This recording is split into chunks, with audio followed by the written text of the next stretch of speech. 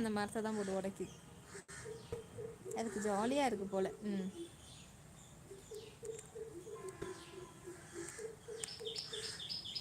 மேலே ஏறிக்கு வந்துச்சு.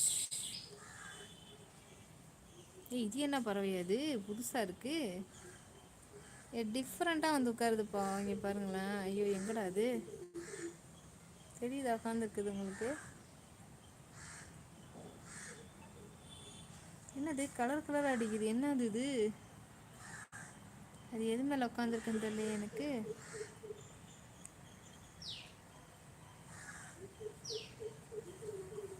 இதோ பறக்குது பாருங்க, செத்தையோட செத்த கலராக இருக்குது. இது ஒரு மாதிரியான பறவையாக இருக்குது. மைனாவோ?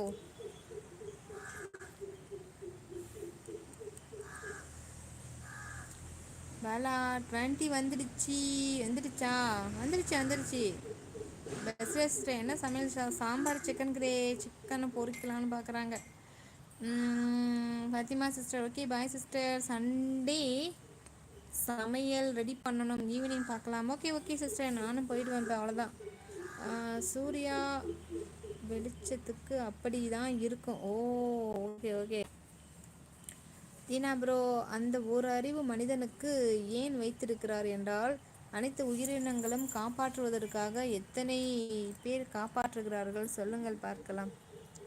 என்ன ஒரு 100ல் 20% தான் காப்பாற்றுவாங்க, 80% ஒன்லி சி மட்டும்தான் பார்த்துக்கிட்டே போயிட்டு இருப்பாங்க. அச்சோ பாவம்னு சொல்லுவாங்க, இறங்கி செய்ய மாட்டாங்க.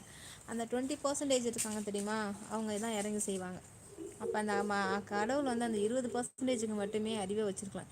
இங்கே பாருங்கப்பா, அந்த காக்கான்னு சொன்னல, நீர் பறவைன்னு சொல்லுவாங்களா, அது வந்துருக்கு பாருங்களேன். இந்த மேலே உட்காந்துருக்கு, காக்கா மாதிரியே கருப்பாக இருக்கும். இந்த மாங்காய் மரத்தில் உட்காந்துருக்கு நீர் பறவை, 3 உட்காந்துருக்கு. அதுதான் அந்த மாதிரி சவுண்டு போடுறது, சத்தம் அதுதான் அது. ஆனால் காக்கா கிடையாது, அதில் உட்காந்துருக்கு.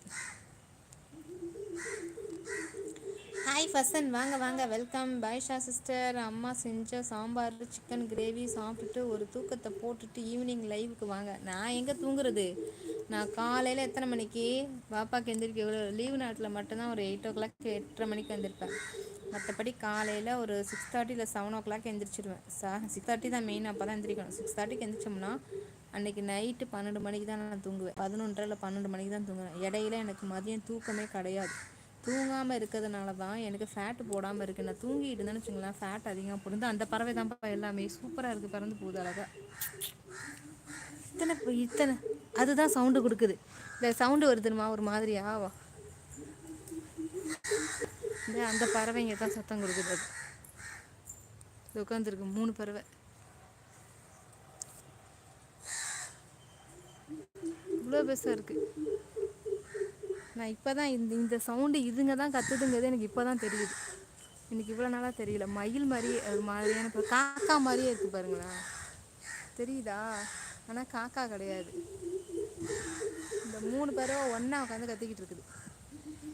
நிறையா இருக்குது அதேமாரி. செம்மையா, இன்றைக்கி என்ன வெறும் பறவைகள் கூட்டம் அதிகமாக இருக்குது. வா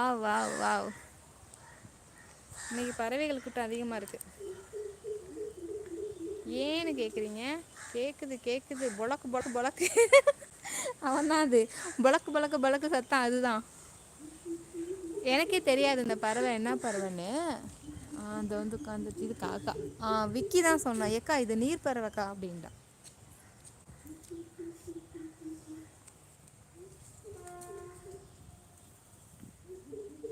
புறா அப்படி தான் கத்துமா.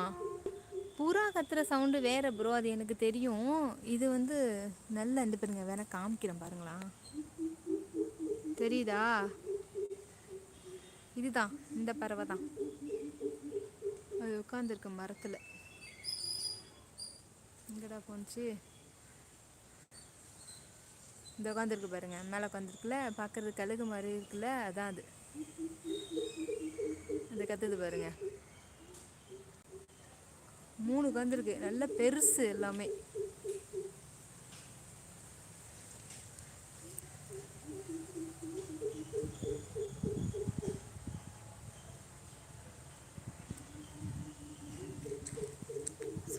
வீடியோ எடுத்து ஷார்ட்ஸில்